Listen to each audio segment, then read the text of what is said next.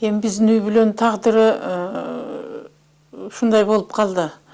Атабыз 37-жылы репрессияланып кетип, ошо кезде Чыңгыз акем 8-ден 9-га караган кез экен. Декабрда туулган да. Анан атабыз менен биз айрылганда бул август айында экен. 37-жылы. Илгиз 6-да, эжем 3-тө, мен 5 айлык бала экенмин.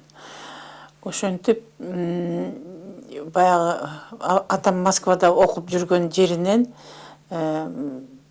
камалып кетип, анан апамды ушу балдарды эптеп сактап кал деп өзү келип Москвадагы Казан вокзалынан поездга салып жиберген экен.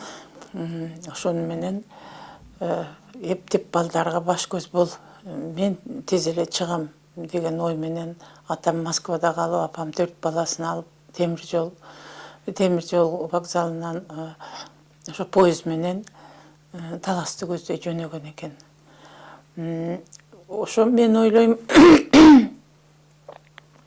Чыңгыз акемдин эсинде калганы ошо Москвадан Маймак станциясына келип жеткен мезгилде, анткени ошону көп айтар эле.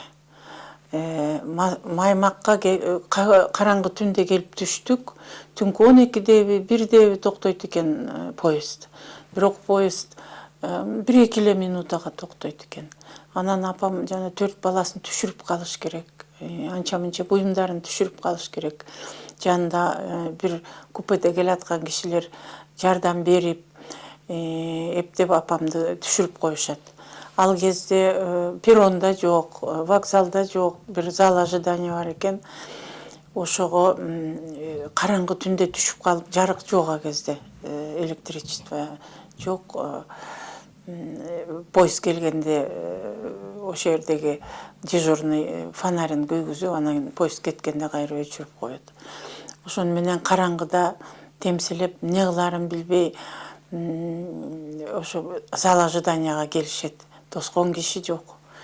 Анан ошондо баягы 9га карап калган бала, балдардын улуусу турбаймынбы деп, мойнуна жоопкерчилик алып, ошол жерден анан апама баягы жардам керек турбайбы, апама таяныч болушум керек экен деп, ошондон баштап мойнуна ушундай бир үй бүлөнүн жүгү түшөт да. Ушу жаш кезинен эле ушундай бир жоопкерчиликти алат өзүнө. Ошон үчүн биздин үй бүлөдө ал өзү жаш болсо дагы, азыр ойлойм, жаш болсо дагы ал дайыма бир чоң кишидей кабыл алынчу. Ошол баарын чечет, ошол баарын билет, ошол баарын керектүү бир немеге, жолго бизди багыттайт деген. Ошол өмүрүбүздүн аягына чейин ошол калды.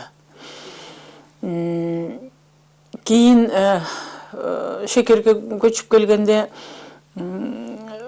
атабыздын агасын, инисин камап жиберишет. Дагы бир иниси качууга мажбур болот, анткени эл душманынын иниси деп алып кетет деп. Ошону менен биз жалаң атамдын эже карындаштарынын колунда калдык да. Апам болсо Москвадан көчүп келген 4 бала менен оорулуу болуп калган, баягы стресстин үстүнө стресс болуп. Ошону менен эжелерибиздин жакшылыгын көп көрдүк. Анан согуш башталып калды. Согуш башталганда дагы баягы тири карак наркы беркини түшүнгөн, орусча, кыргызчаны жакшы билген киши керек болот. Эркектин баары согушка кетип калып. Анан ошондо мектепке барып тандап алышат. Чыңгызды сельсоветке секретарь кылалы деп. Сельсоветке секретарь болуп иштеген киши Ашым Жакыпбеков деген жазуучу бар эмеспи, ошонун агасы экен. Ошол киши аны согушка алып кетишет дагы, анан кийин Чыңгыз чакырып келип, ошол кишинин мындай полевой сумкасы болот, ал кезде кагаз сала турган комиссарский сумкалар.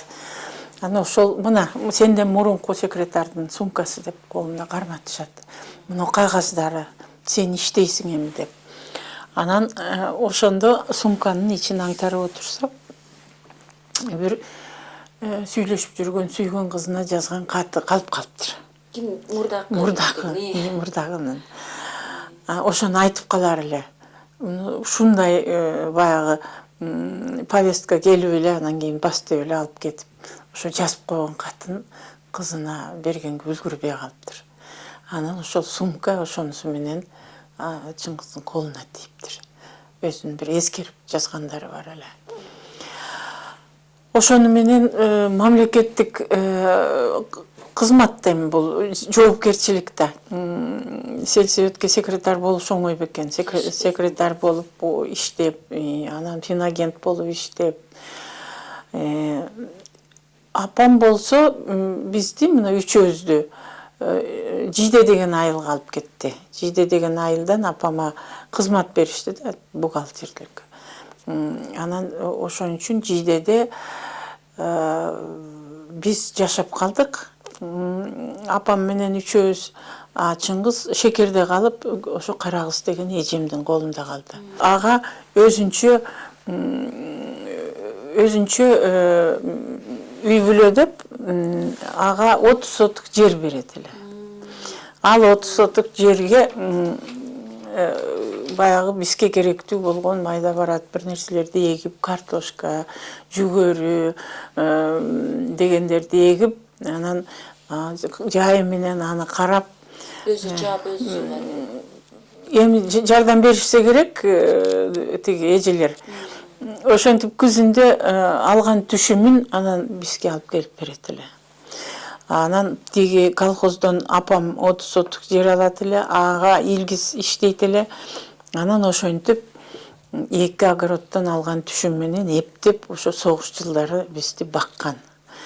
Мен айтайын дегеним ошо баладай болуп деле бир ойноп, күлүп, жыргаган деле жок болуш керек. Ошо башына түйшүк түшүп эле, анан кийин балдардын улуусу болуп эле, анан бизди багам деп өмүр бою ошондой болуп, тагдыр ошондой болуп калды да. Мүмкүн ошон үчүн дайыма мындай оор салмактуу мүнөздө болуп, качан болсо келечекти ойлоп, биздин келечегибиз эмне болот деп ойлоп жүрүп, ушундай салмактуу болуп калдыбы дейм да. Анан биз окуганда дагы ошо биздин немебизди карап турчу эле.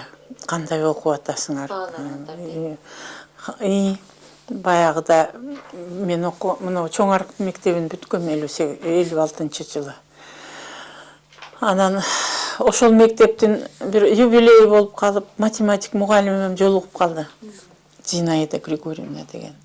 Ошол айтат: сен билбейсиң, тиги ата-эненин чогулушуна Чыңгыз келчү эле сага. Мен анда 8-9 класста окуп жүрөм. Анан сурачы эле, кандай окуйт менин карындашым деп. Абдан жакшы окуйт, ушундай тартиптүү, жакшы кыз десек, айтчы эле дейт.